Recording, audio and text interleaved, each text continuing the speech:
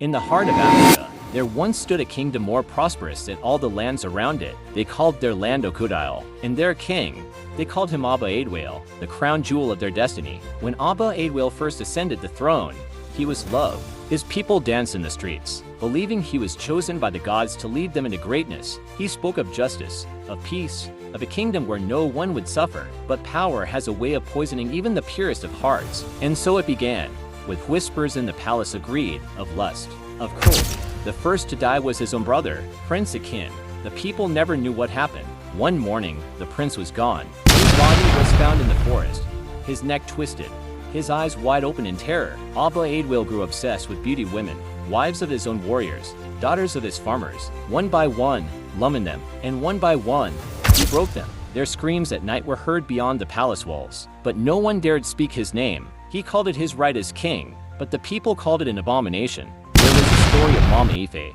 She was 60 years old.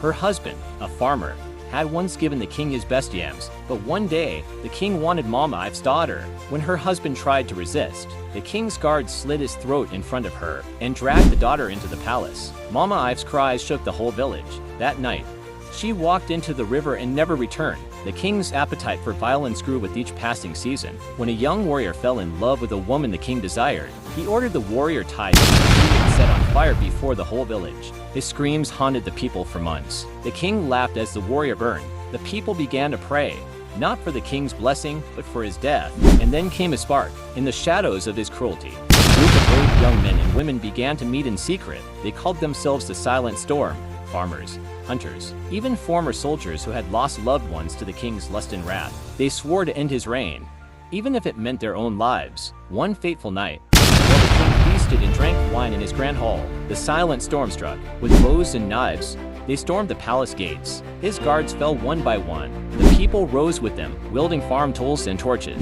The streets filled with the cries of rebellion. Finally, the king was dragged from his throne, his crown trampled in the dust. He begged for mercy, but none was given. The people, who had suffered so much pain at his hands, watched as the Silent Storm ended his reign with the same brutality he had shown them for years. When the sun rose the next morning, the palace was empty, the king's body gone. The people gathered in the square, holding hands, tears falling like rain. May his fall forever echo through the lands of Africa. Please subscribe.